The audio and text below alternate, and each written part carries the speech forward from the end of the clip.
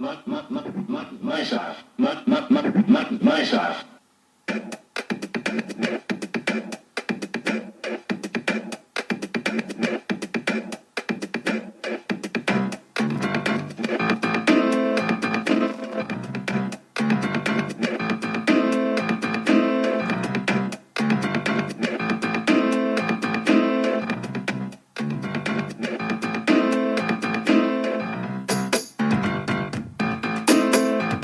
It's Sporting Jollof. We are back.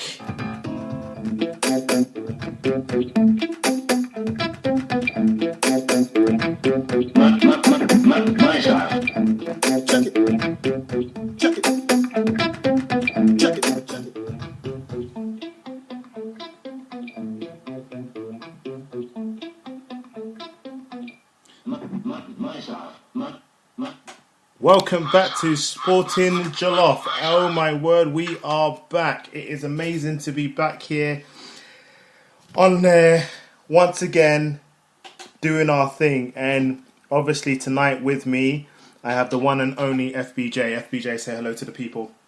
Hello people, how you doing? It's good to be back on there. It's been a long time coming. Shouldn't have left you, but we're back.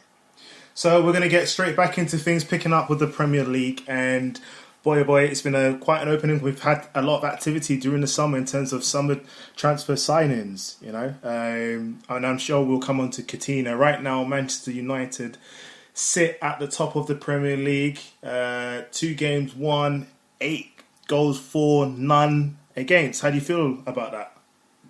Well, I'm not surprised with the not conceding any goals. This Mourinho, he's a pragmatist when it comes to building his success on defence. But yeah, they have been in free flowing form going forward. I didn't watch the full game against Swansea. I caught the second half onwards, and by all accounts, it could have been more had Manchester United been a bit sharper, perhaps maybe in the first half by all reports. But if from what I saw, for a fairly long time, it looked like it was just going to be Man United were going to, get the 1-0 win, and then once Lukaku scored the second, then the floodgates truly opened, but they just look a completely. It's two games, this season.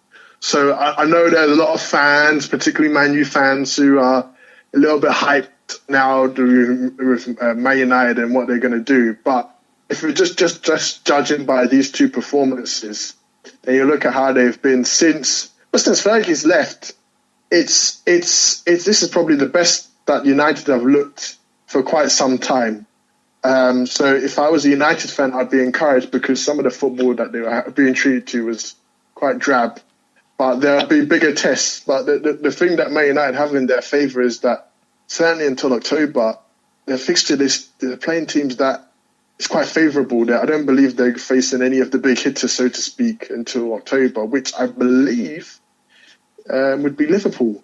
So, it's encouraging. But just to, bring it back down to earth, the week before when they were playing Real Madrid, and I know they are the best team in the world. What do you know? What if I was Mourinho? You signed Lukaku for 90 mil from Everton. Everyone's thinking, will Lukaku really be able to survive this Man United team? I know we saw that he was great at Everton for what Everton needed, but I can see many gaps within his game. He steps into the United team. He's a new Lukaku, sets off the tone by scoring 2 of the first goals for United at the 33rd and 52nd minute. And all of a sudden, it's a different. And I watched them against Swansea and watched some of the highlights. And he's big, he's strong, he's a target, and he's got players in there. I mean, the connection between him and Pogba is actually something very I've not seen in a while. It reminds me of the Cole and Dwight York kind of link up, that kind of synergy in their play. And it's going to be stuff like that I think that puts Man United in the forefront of this year's Premier League.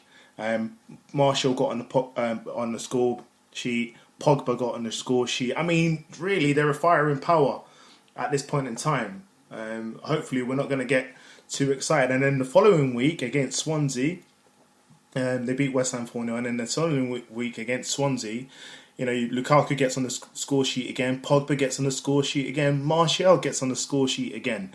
So surely it looks promising for United in that front. Yeah, no, it does. I mean, it's a different opposition in terms of Man United. Now, you look, just based on these two games, you think, oh, crikey, you don't really want to be facing them.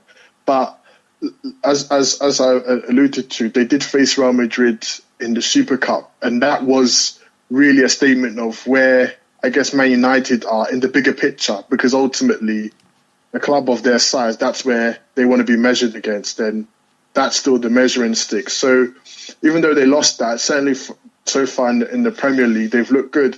I want to give a quick mention to Martial. He's the wild card for me, because for all the hype and hysteria that came along with him when he first came to United, the boy does have talent. So if Mourinho can just tap into that and get him firing, that boy is going to be a real handful with the other players that have already started the season well, as you said, Pogba's and Lukaku's and Mkhitaryan's and the Matters and whatnot. So if Martial can get on song, and he's a lethal threat to come off the bench, they're going to get a few more W's than they did last year. Let's put it that way.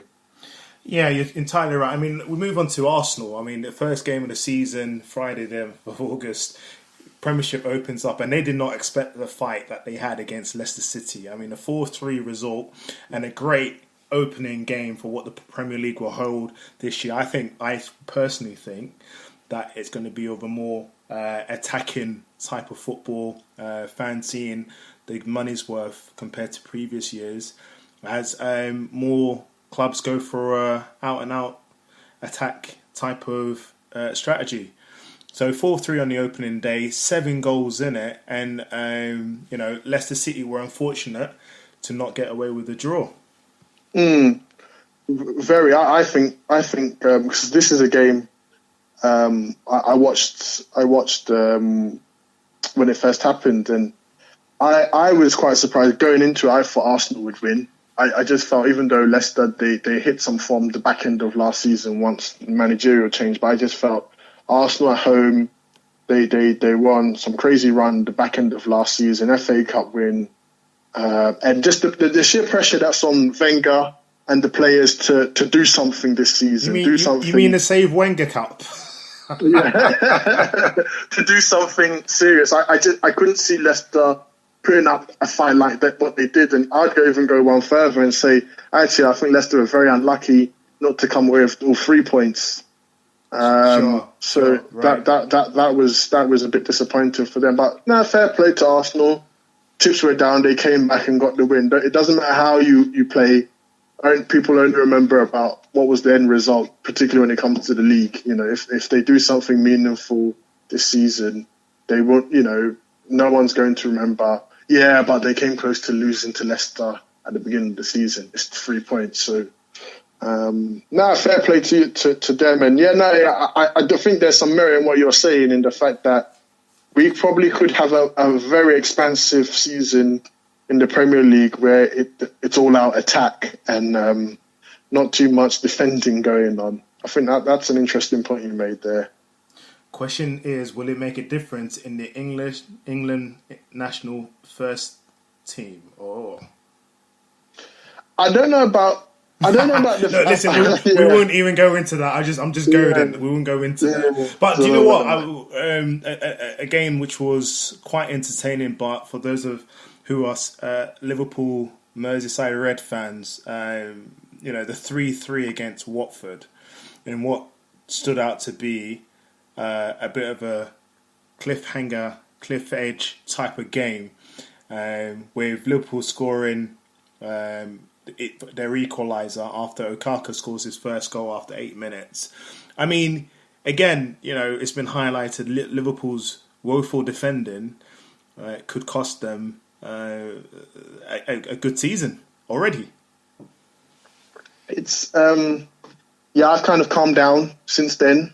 It's taken me almost 2 weeks to calm down, because I'll tell you what, I was not happy with what happened. And I could talk all day about this, but no, fair play to Watford, and I don't mean that in a disrespectful way. They certainly last year they didn't look very good. I know they had I forgot Walter Mazzini, I think that's his name. They had him, and the football was just drab. They looked a shell of a team, but with Silva being there, there's a bit more spirit, and with a draw, and I think they won on the weekend. I believe they did win on the weekend. There's all seems like, oh well, at least they'll be a bit more competitive, like they were under Kike Flores, who I still don't understand why the club let him go. So from a Watford point of view, they're looking decent. From a Liverpool point of view regarding that game, to be honest with you, I guess really, if this game was later on in the season, I don't think too many Liverpool fans would be so surprised. I think the disappointing thing was the fact that it's the first game of the season and expectation is high with every team, as the season starts. But it's the same old story. Good going forward, can't defend to save their lives. And I guess the thing for me, that was not that game, but it's the first time where I will question not Klopp as in a manager or I want him out or anything like that, any foolishness like that. I mean, question him as a manager in the terms of you can clearly see, you've had enough time to clearly see that as a defensive setup, the team they're lacking severely, and I don't believe he's tried to help arrest that or tried to. All right, at least make the players feel comfortable where they at least can be remotely competent in defending. Look, I think one of the main points here is this zonal marking business. End of the day, man for man, you lose your man, we know who to blame. Simple as that. Zonal marking, I think, is a very difficult thing to teach people because, the advantage is always towards the person running onto the ball. And I think, has Klopp not learned that from last year? Clearly not. But I think I'll be at pains to say I think zonal marking is is better received in Europe on the continent than it is in Britain. I think over here the style of football it's more man marking. We've grown up in an age of man marking, where in the continent zonal marking and looking at its merits. So you tend to find, Rafa, certainly when he first came to Liverpool, he was a fan of zonal marking and it just became a bit of a myriad regarding that. But no, you kind of mentioned the same point that I'm saying, the fact that, look, the players don't seem comfortable with it. The Liverpool defenders in general aren't necessarily the best, but they're not bad. Where, how does the main threat from Watford is basically dance through unmarked to score a free header? And it's early in the game. So the manager's team talk, which should be still ringing in the players' ears. So I don't understand how that can happen. Right. But in saying that, how is Moreno still at Liverpool? I don't understand. How after that Europa League final where he messed up, couldn't keep up with the pace of the game, cost Liverpool the final. How is Moreno still at Liverpool? I mean, we can talk about that in our next set of questioning. We've come to the last minute of this first segment of today's show, and basically we want to welcome you back to Sporting Jollof. You can follow us at Sporting Jollof on Twitter. We've got a Facebook page, you can see us there. All exciting stuff, and also we have a YouTube channel, so we're hoping to reach not just the United Kingdom but parts of Africa too, who desperately need to hear the FBJ and the Big C's talking about the Premiership football. Myself.